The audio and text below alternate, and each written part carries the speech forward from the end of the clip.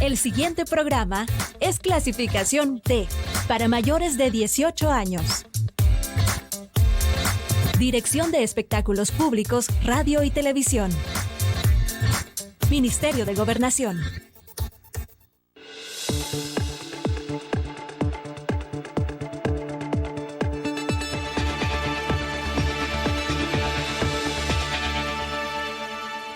Bienvenidos y bienvenidas a una edición más de Temas y Debates. Les saluda Ricardo Sosa. En esta oportunidad hacemos un balance del primer año de la Asamblea Legislativa 2021-2024. De igual manera, el desarrollo de los 35 meses de gestión del presidente de la República, Nayib Bukele, y el régimen de excepción que está atravesando en su extensión en El Salvador en este momento. Para ello, hemos invitado al licenciado Walter Araujo, reconocido analista político, productor y presentador de su propio programa Toda la Verdad con Walter Araujo, el programa que tiene en este momento el mayor rating de audiencia a nivel nacional e internacional, producido en El Salvador.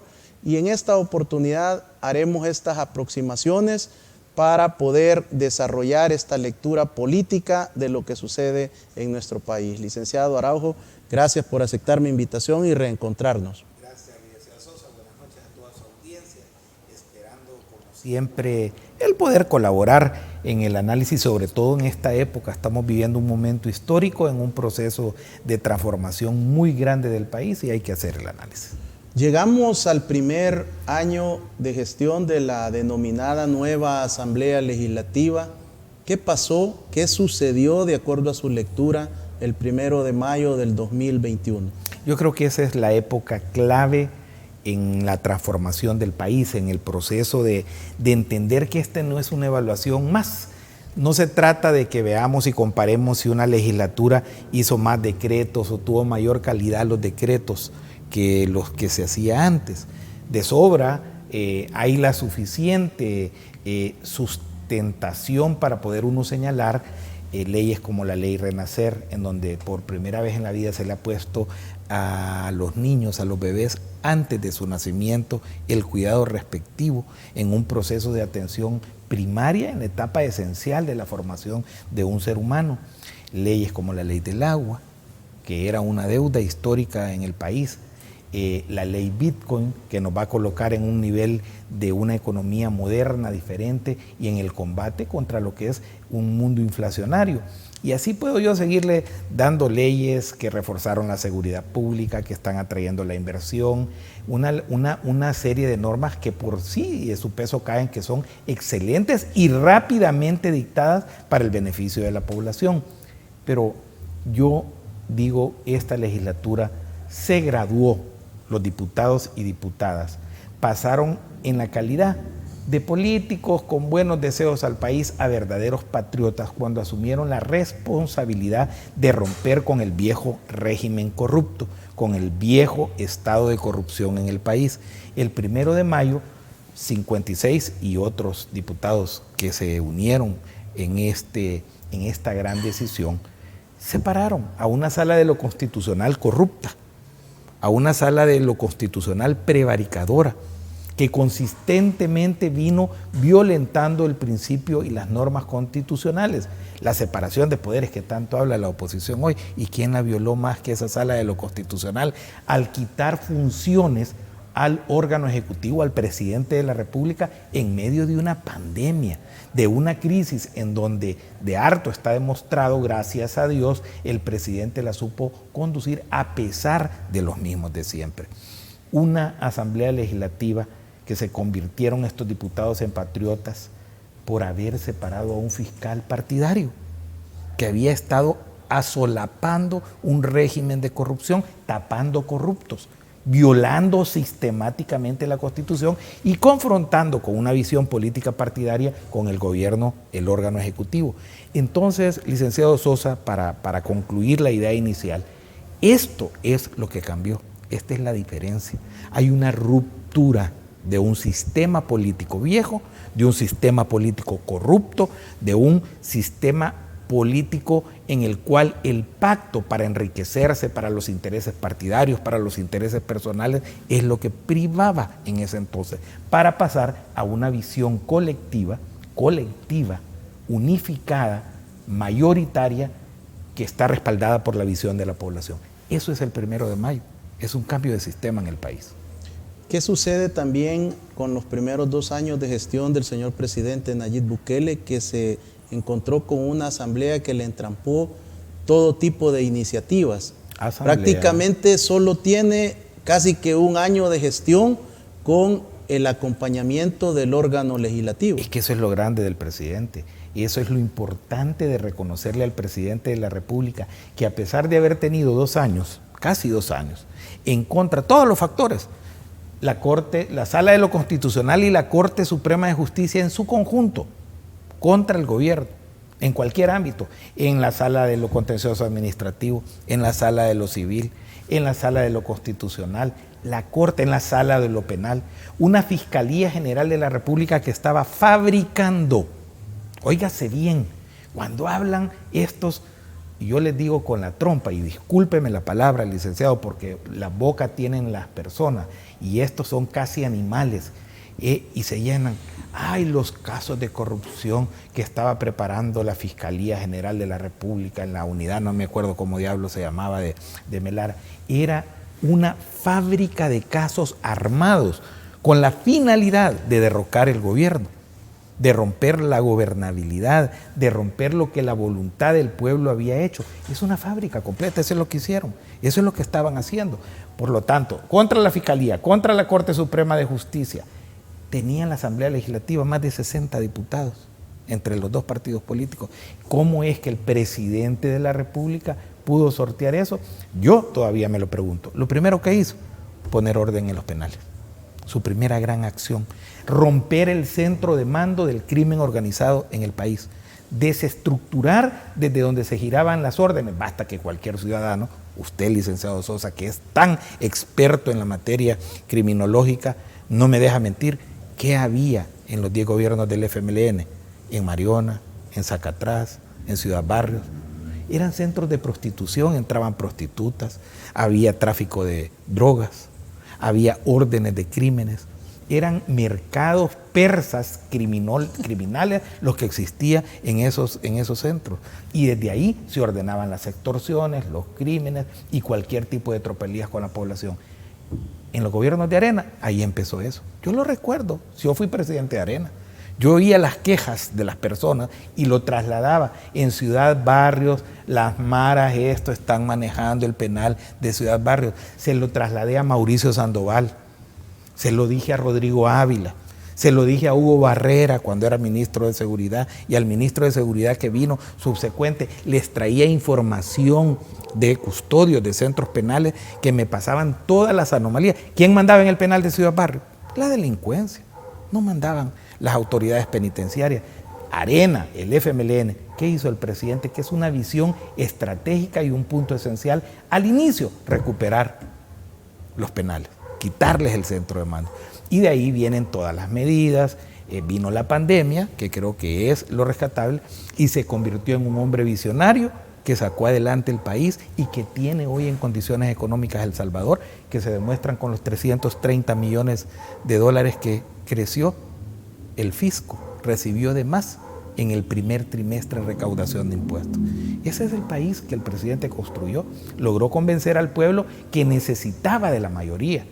¿Por qué lo convenció al pueblo? Porque venía trabajando, defendiéndolo, haciendo las cosas buenas para la gente, un plan de control territorial excelente, y ahí tiene usted la respuesta. 2 años de trabajo sin recursos, sin aprobaciones presupuestarias, con una pandemia y con la obstaculización permanente de los mismos de siempre.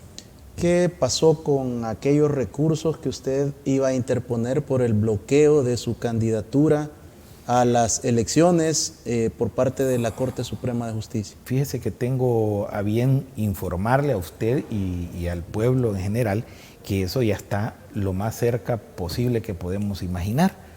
¿Por qué? Porque solo estoy esperando las certificaciones de la causa en la que incoaron en mi contra, que armaron en mi contra para impedir mi candidatura. Ya está sentenciado, estoy sobreseído. Eso, perdón, eso simple y sencillamente, al tener eso en mi posesión, en mi poder, ya he instruido a mis abogados que inmediatamente procedamos a poner una demanda penal por prevaricación, por violación a derechos, tanto humanos, civiles, políticos, en contra de los 4 magistrados que votaron por esa resolución, que son la señora Torrento, la magistrada Torrento, que es el hijo de la Vicky Avilés, Sergio Carlos Avilés, Carlos Sánchez, y el otro señor que se me olvida el nombre siempre, que es primo o pariente de Gerson Martínez, el magistrado Quinteros, que llegaron, no tenían los 4 votos para hacer lo que hicieron, y sustituyeron, se recusó el magistrado Aldo Cader, y entonces entró este magistrado a armar el 4º voto que necesitaban para impedir mi candidatura. Bueno, lo hicieron. No soy diputado. Qué bueno, qué bueno.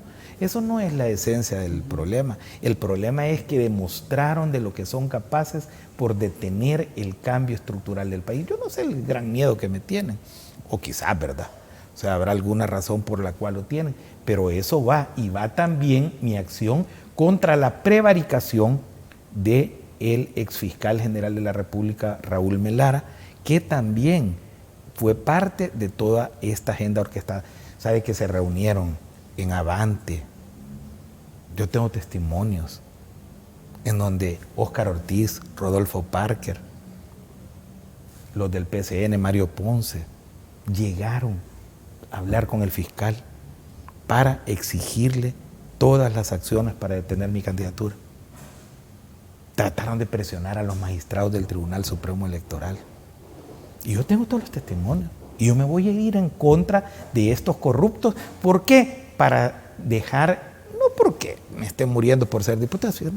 Yo creo que mejor favor me hicieron, y favor le hicieron al país, porque estuviera muy ocupado en todos esos procesos legislativos y hubiese dejado un gran hueco en la necesidad de información y de trasladarle la verdad al pueblo salvadoreño. A mi favor me hicieron, en lo personal, económicamente. Económicamente, yo monté mi empresa comunicacional, empresa de lo que es poder desarrollar producción de programas en el país, y va viento en popa, cosa que no pude haber hecho en la Asamblea Legislativa. O sea, en lo personal yo no lloro por esa cosa, pero no puede quedar la impunidad de un acto tan bajo, tan antiderecho, tan antijurídico como el que cometieron estas personas. Licenciado Araujo, su valoración del trabajo de los 84 diputados y particularmente de la fracción de Nuevas Ideas en este primer año de gestión. Para mí es la asamblea en los últimos 50 años mejor evaluada del país. ¿Por qué hace 50 años? Digo, no 200 años. Quiero decirlo con claridad. ¿Por qué digo 50 años? Porque de 50 años atrás, aquí el país, la población era poca, había mucha tierra, había un crecimiento económico natural de expansión, había comida, entonces la gente poco le importaba. O sea, y veía con una reverencia el poder de lo que venía de las dinastías Quiñones, de todo lo que fueron la oligarquía trasladándose el poder de la familia Regalado. Entonces no había un criterio político y falta de educación en la gente.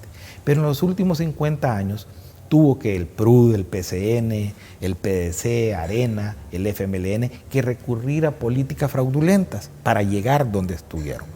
¿Y qué es lo que hicieron? Atentar contra el pueblo salvadoreño permanentemente. ¿Quién era la institución peor evaluada? Solo alguien le ganaba: los partidos políticos. Los partidos políticos eran lo último y la Asamblea Legislativa el penúltimo escaño en el índice de aprobación en 30 años datados en el país. Lo tengo, encuesta tras encuesta, Sid Gallup, Gaviria, Tecnológica, había otras encuestas que se hacían antes, todas las tengo recolectadas, y la Asamblea Legislativa era el penúltimo lugar, solo superado por los partidos políticos para abajo. Entonces, esta legislatura, que la gente puede darle un 60-70% de aprobación, es infinitamente superior.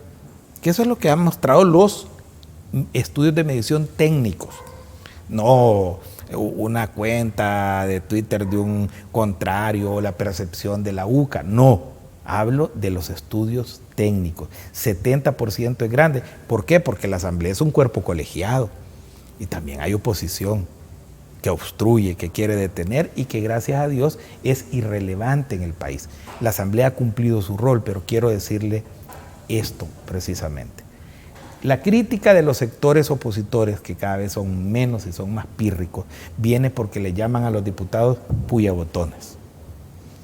Que llegan las iniciativas de ley que de solo Capres. aprueban de Capre y que solo ocupan la dispensa de trámites y que no hay discusión en las cosas. Voy a ir al primer elemento, dispensa de trámites. Es una figura jurídica, legal. ¿Qué necesita la dispensa de trámites? De la urgencia, la necesidad de dictar una legislación lo más rápido posible. Ese es el requisito, el elemento fáctico que impulsa el por qué utilizar la dispensa de trámites. ¿Cuál es el segundo elemento? Tener los votos, licenciado. Y Nuevas Ideas tiene 56 votos. Y se unen los votos de Gana, y se unen los del PCN, y se unen los del PDC, y que uno que otro de los de la esquina, que cuando se ven acorralados por el peso de la realidad, también la acompañan. Esos dos elementos hacen de que esto sea la práctica real. Y les voy a decir una cosa. ¿Por qué muchas dispensas de trámites? Porque todo urge en el país, porque durante 30 años retrasaron todo por estar en la negociación. ¿Cuánto me das? ¿Cuánto te doy?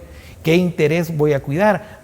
El interés de fulano de tal en los cárnicos. Entonces negociaba y habían representantes de ese sector. No, es que los petroleros, los que venden y distribuyen petróleo, quieren este tipo de impuestos. Vaya a la comisión y empezaba la negociación.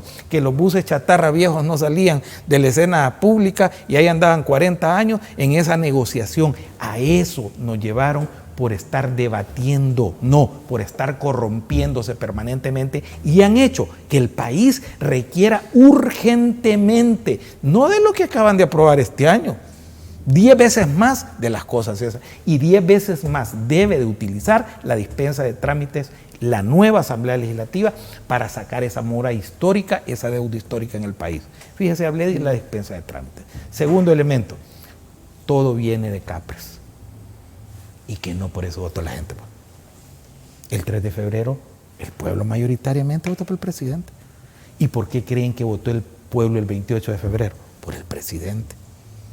Yo no creo, y lo digo con el respeto profundo a cada uno de los diputados y diputadas de Nuevas Ideas.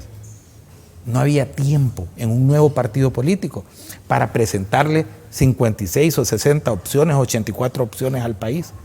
Por eso, ellos fueron electos bajo el concepto y la visión de un proceso de transformación liderado por el presidente Bukele, que está contenido en el Plan Cuscatlán. A eso fueron, licenciados.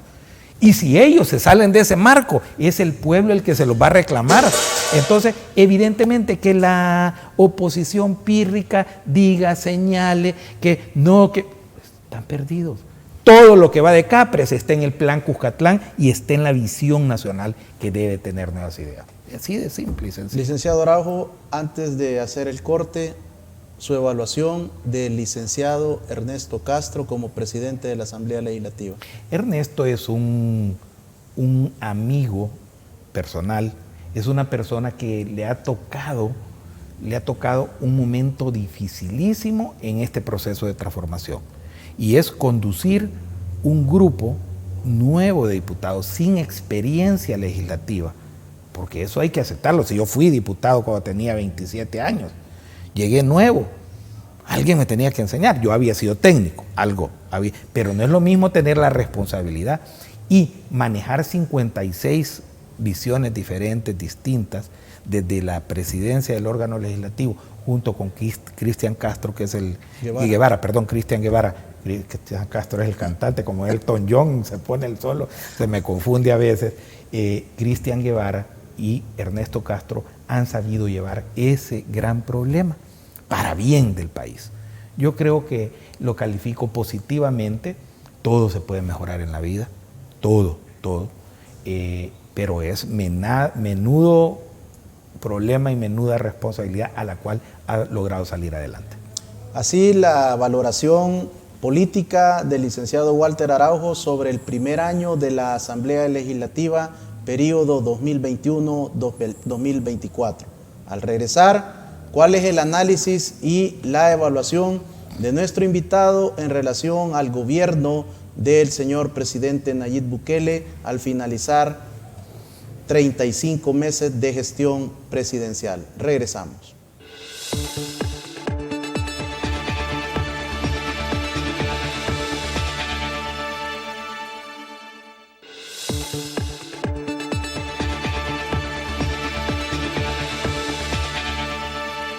Muchas gracias por continuar en nuestra sintonía. Un fraterno saludo para todos los televidentes a través de la señal abierta, el tradicional televisor antenita de conejo a lo largo y ancho de la República, cables Tigo, Claro y multiplataformas de redes sociales. Esta noche el licenciado Walter Araujo, analista político, quien nos brinda sus valoraciones de la gestión en la Asamblea Legislativa y los 35 meses de gobierno del señor presidente Bukele. Bueno, tal vez en esto vámonos a ocupar una técnica diferente. Veamos un elemento que es indispensable llevarlo. ¿Cuál es el presidente o quién es el presidente mejor evaluado del mundo? Presidente Bukele. 83% la última medición. En primer lugar, durante más de 2 años y medio. Permanentemente, nadie lo ha bajado. 2 años y medio.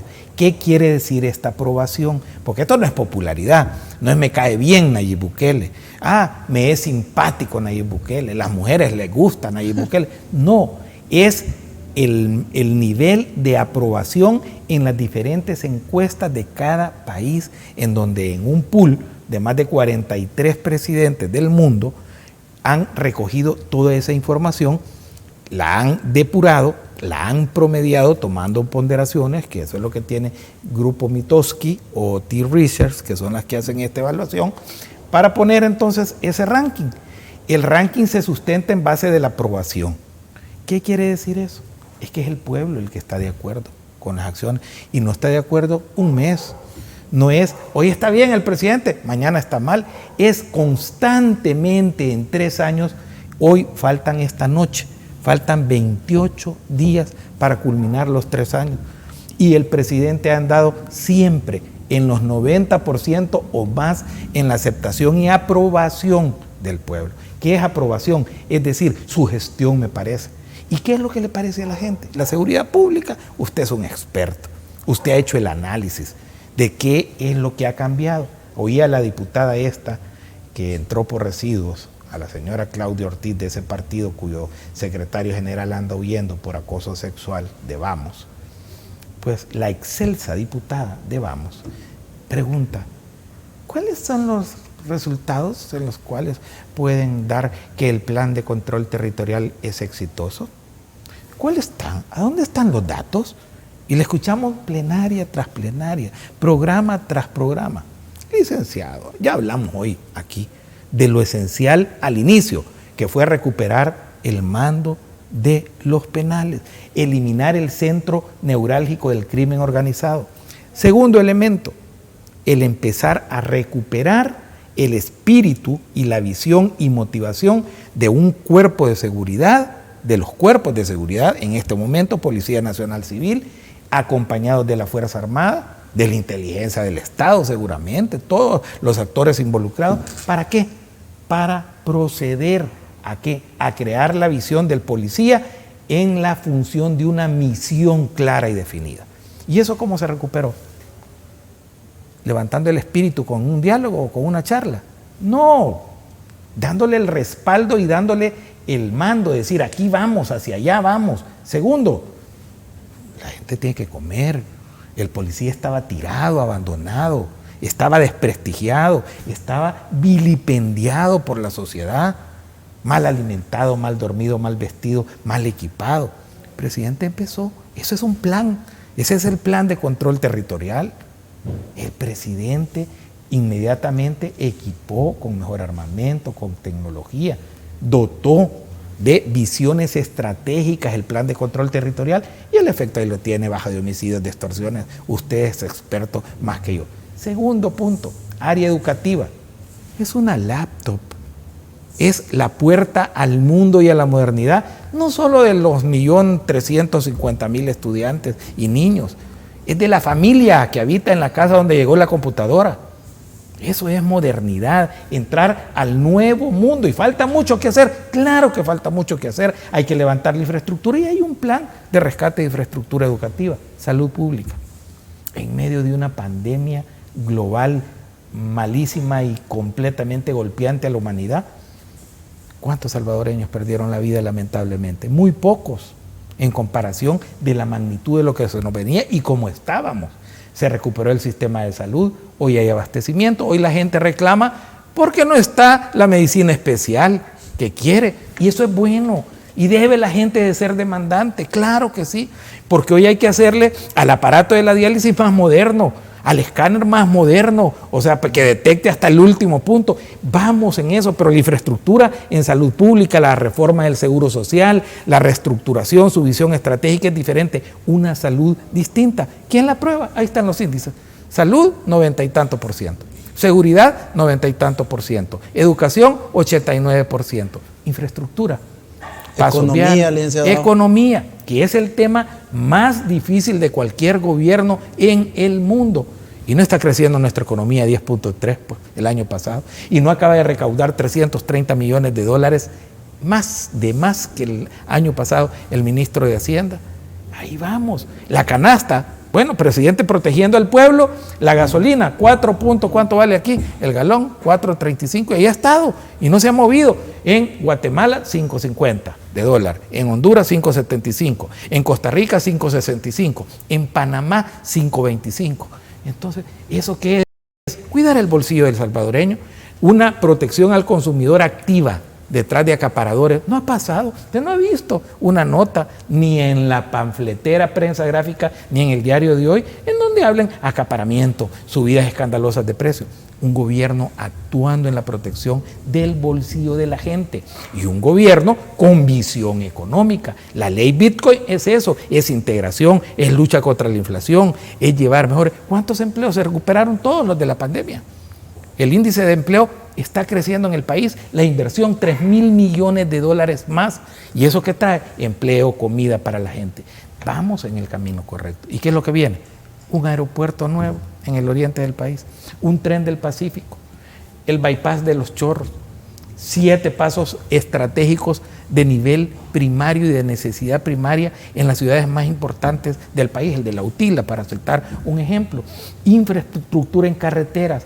Ese es un gobierno que está poniendo siempre el interés primero del ciudadano, de la gente. Entonces, cuando usted viene, y yo a usted lo entiendo de su función de ejercicio periodístico esta tarde, pero yo escucho a los otros, a los mismos de siempre, a los de la esquina, a los irrelevantes, haciendo análisis económico, apocalíptico, negativo. Entonces, ¿y por qué el presidente de la República es el mejor evaluado en el mundo, el mejor aprobado en el mundo, el que respaldan su gestión más grande durante 3 años en el mundo? Ahí lo tiene. Y ya esto ya trascendió, porque él se convirtió en un líder latinoamericano. Honduras le va a dar la más grande condecoración, el Congreso hondureño, por ser un hombre humanista y solidario. No le bastó con atender su pueblo, sino que le ayudó a Honduras, a Guatemala, a Costa Rica, a Nicaragua, que no se dejó, es otra cosa, ayudar. ¿El señor presidente Nayib Bukele es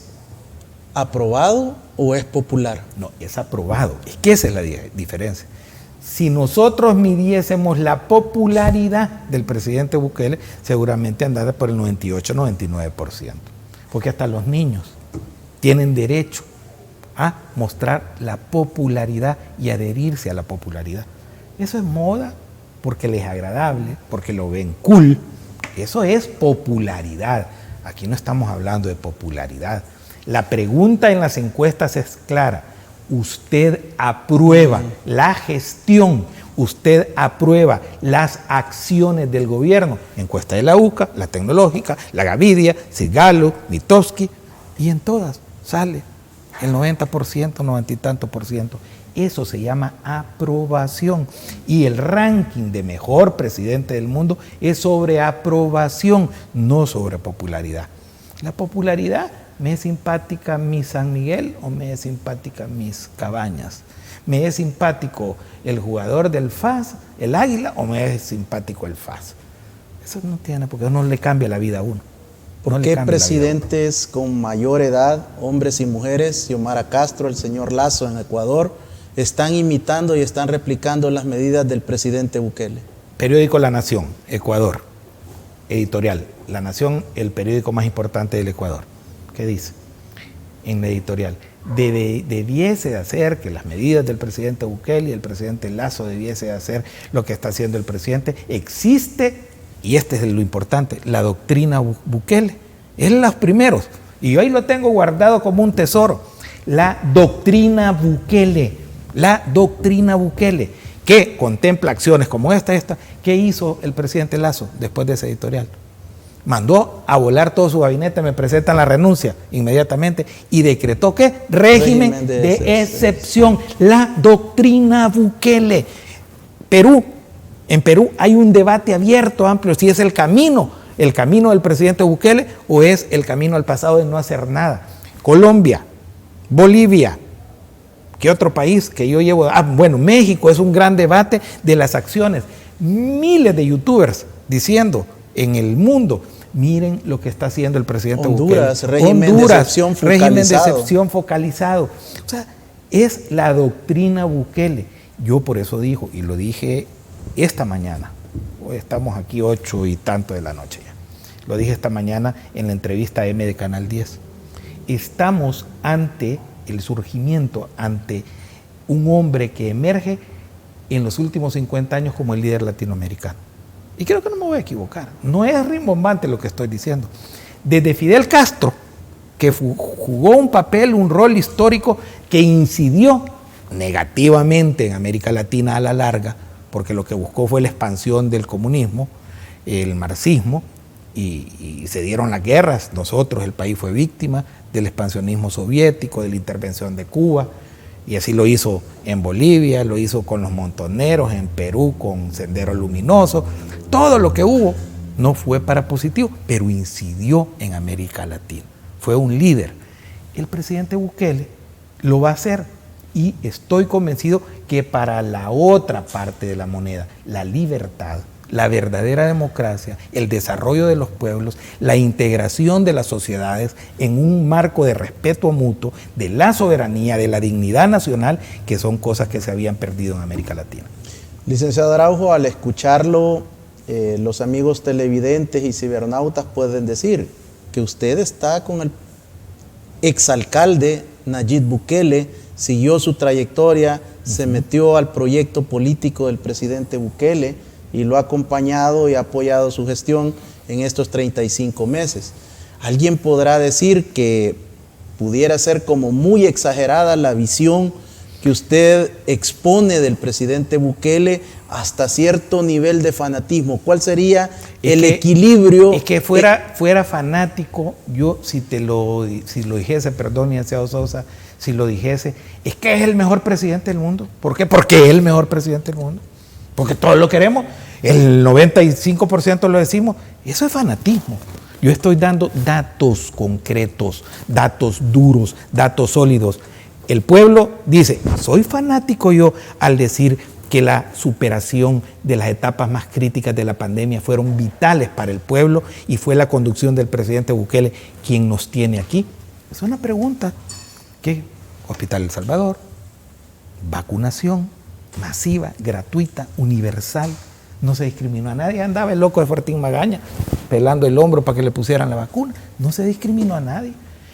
¿Miento yo o no doy datos cuando digo que los homicidios, usted me corrige o me los dicta? ¿Cuánto fue el último gobierno de Sánchez Serén? 3.400. 23.400. Bueno, 23.000 en el gobierno. En el gobierno del presidente Bukele, ¿cuántos homicidios han habido a la fecha? Hay una reducción del 80%. Del 80%. Son datos. ¿Cómo se siente la gente? Le preguntan a la gente más segura que con el gobierno de Arena o del FMLN, y el 90% dice que está del otro lado. Eso no es fanatismo.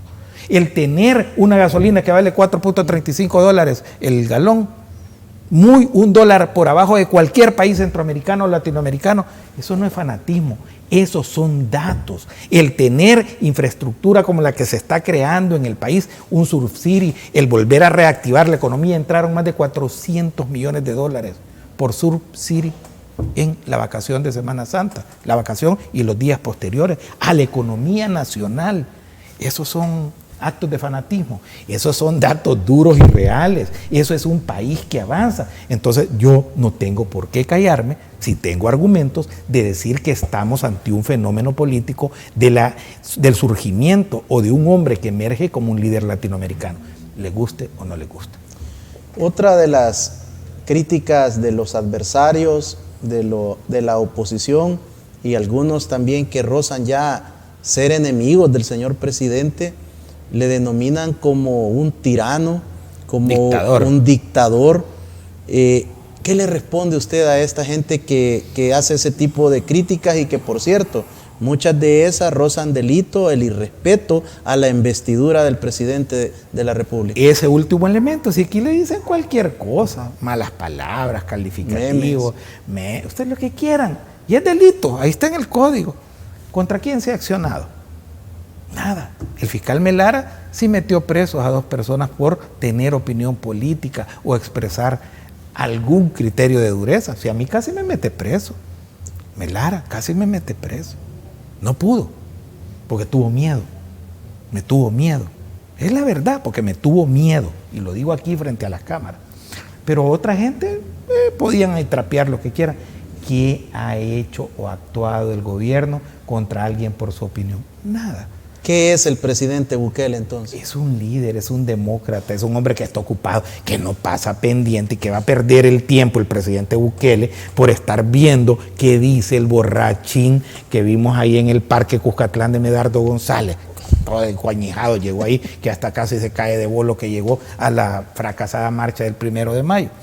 ¿Qué va el presidente a andarle poniendo la atención a ese, no quiero decir el término porque quiero ser cuidadoso, cada quien es libre de hacer con su cuchumbo el tambor que quiera, pero esta persona que no se sabe si es aquí o es allá y que baila en medio de las marchas y se viste de una cosa con las uñas hasta el otro lado, el famoso ese Lady Drag de la oposición, ese es el liderazgo que tiene, que el presidente va a perder el tiempo en eso. O en aquel otro muchacho que escribe cualquier tipo de estupidez sobre el Bitcoin, que se fue porque estos han encontrado la forma de obtener visa en México o en Estados Unidos. ¿Sabe qué es para ellos soñaban tener visa, no tenían visa en los gobiernos de Arena, hoy tienen, porque hoy son perseguidos políticos. Los del Faro, que han vivido 1 año con los delincuentes. Yo le pregunto a este Martínez Dahuizón, dice él que vivió, lo escribió, lo dató. 1 año vivió en una clica y esa clica ese año no mató, no extorsionó, no robó, no vendió droga. Claro, como a ellos les encanta, ahí andaban en medio de las acciones delictivas y hoy sale diciendo porque el presidente le puso un tuit, ¿verdad? Por una torpe acción y una torpe descripción. Ay, me pone en riesgo, no, visa quería para irse. Visa obtuvo, que le vaya bien. Y se enojan porque les dice el presidente Ernesto Castro de la Asamblea Legislativa que les vaya bien. Si nadie lo está, ni les dice que no lo saca a empujones, pero quieren ir que les vaya bien. Aquí estorban. Pues tenemos que convivir con Medardo, con la Lorena Peña, con el Pisachicas de Eugenio Chicas. O sea, tenemos que vivir porque aquí son salvadoreños. Mientras no se les descubra bien el delito, ahí andan en las calles y pueden hablar. Tienen TCS, Megavisión, tienen la prensa gráfica, el Diario de Hoy, Diario Latino, Diario El Mundo, a Pencho y Tencho y Aida, no, ya no se llaman así, parece que hoy se llaman los indios de la tribu.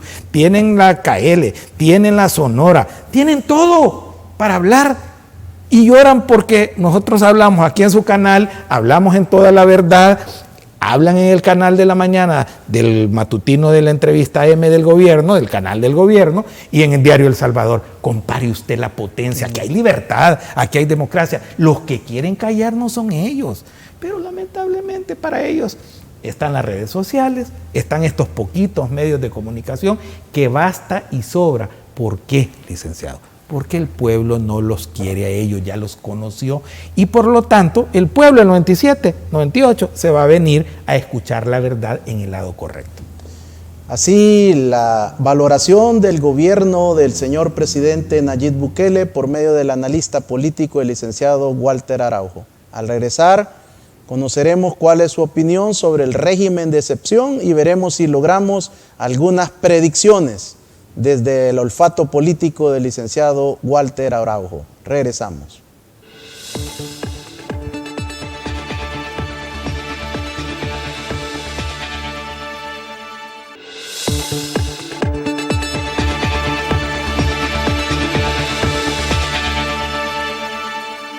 Esta noche el licenciado Walter Araujo, analista político. Licenciado, una extensión del régimen de excepción.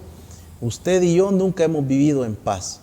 Siempre hemos estado desde nuestro nacimiento en diferentes conflictos, situaciones de lucha social, de marginación, de exclusión, pobreza extrema, conflicto armado, inseguridad, miedo, crimen organizado. Llegamos a las pandillas, las negociaciones de los políticos generando impunidad y corrupción, y llegamos al gobierno del presidente Bukele, y este joven presidente, como le denominan, se estructura un plan de control territorial y ahora un régimen de excepción que tiene ya casi 24,000 capturados, que esta noche seguramente los vamos a sobrepasar. Ya sobrepasaron a esta hora del día, porque el último dato, 24,394 en la parte de la noche, si es que no lo hemos visto en lo que estamos nosotros en el programa ahorita a las 8:40 y tanto de la noche.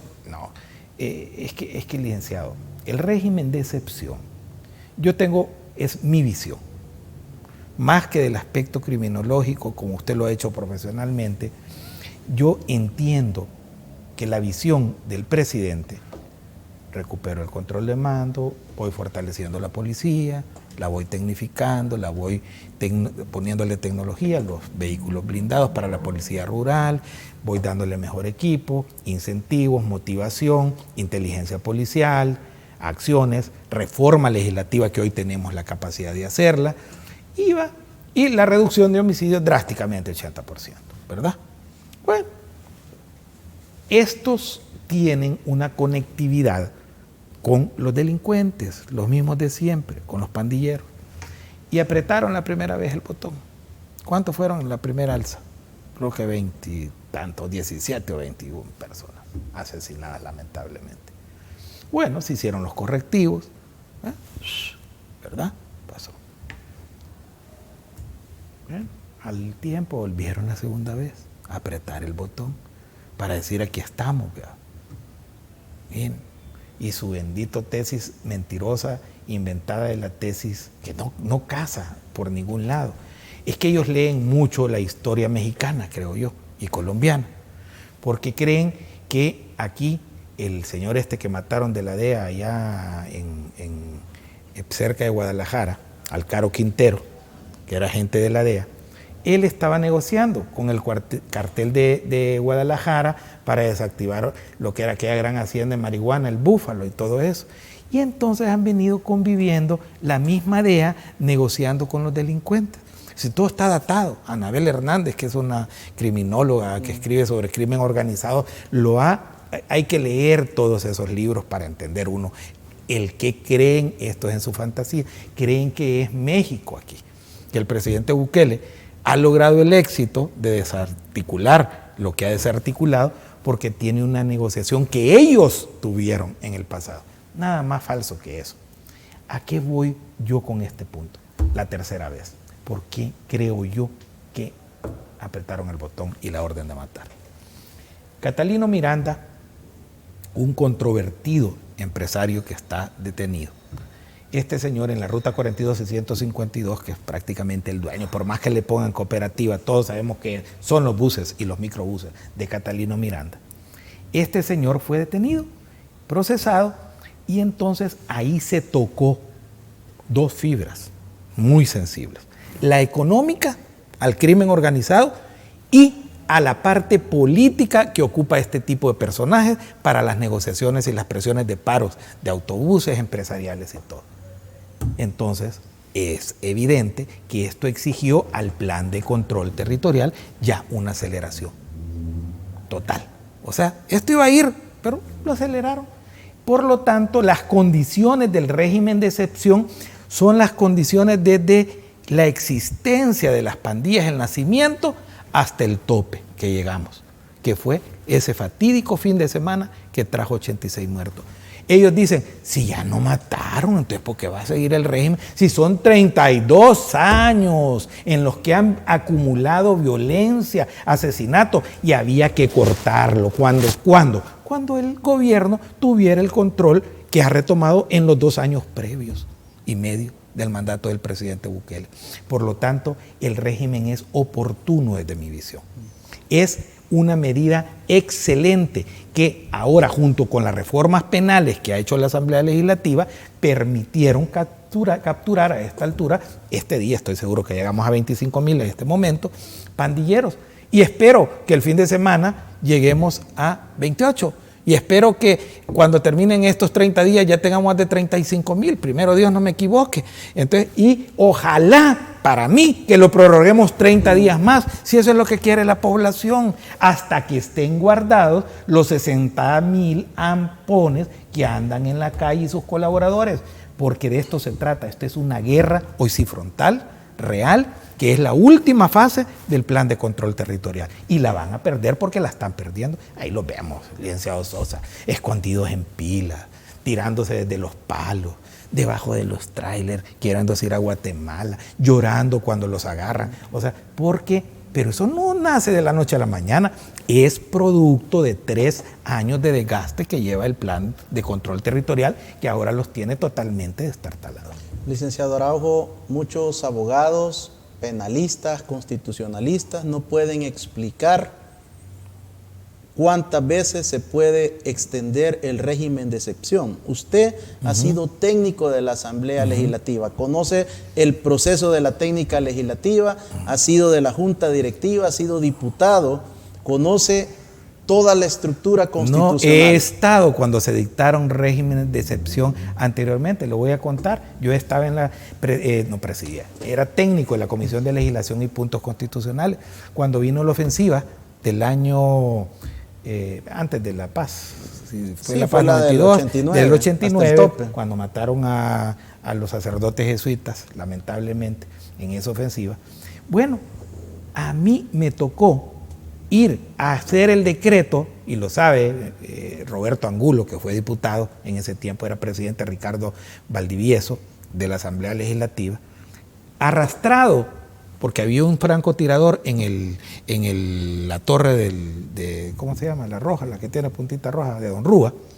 Ahí había, que estaba tirando, pero había una plancha que había dejado el mayor Dabuizón cuando fue presidente de la Asamblea de acero.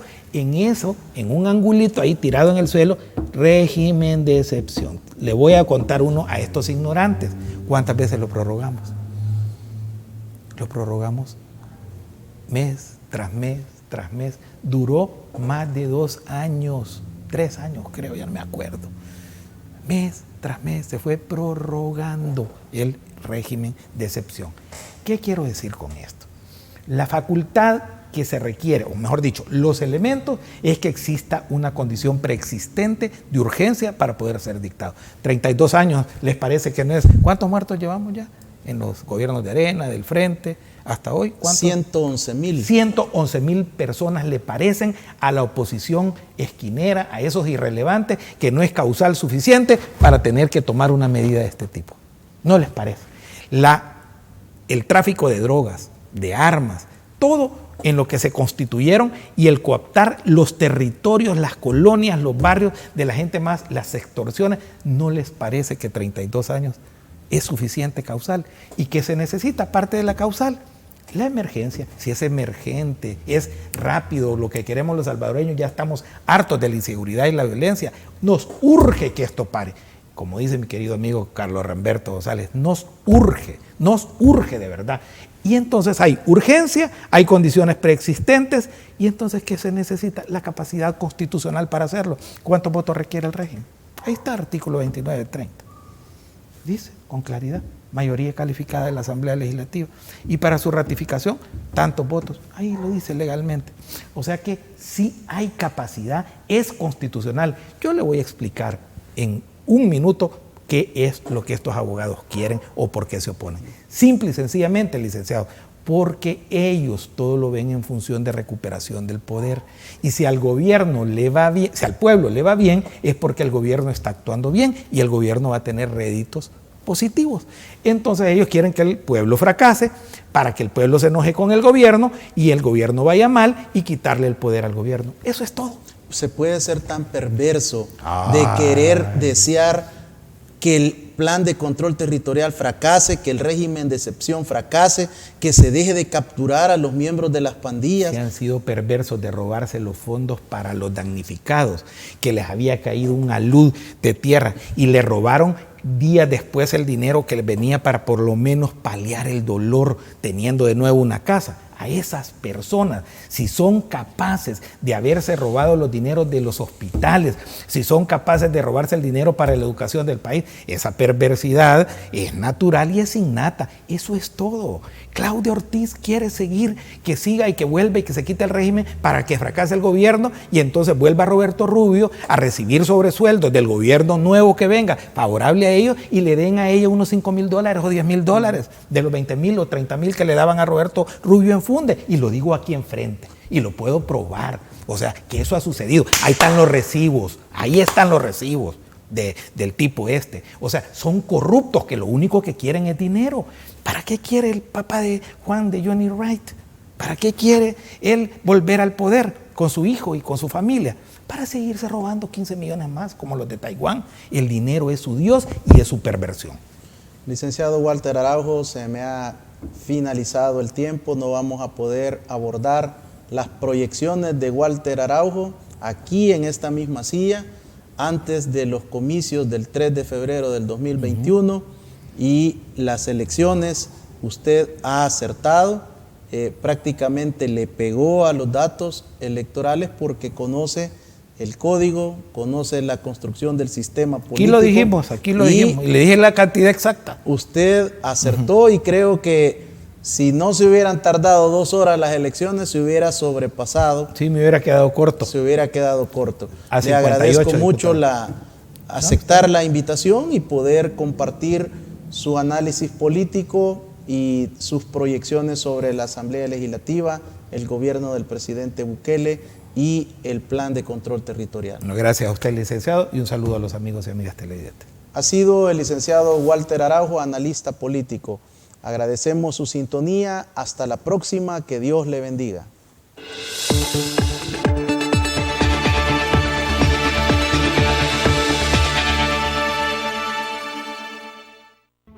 Los conceptos vertidos en el programa anterior son responsabilidad directa de quien los emitió. En ningún momento representan la línea editorial de esta estación televisora.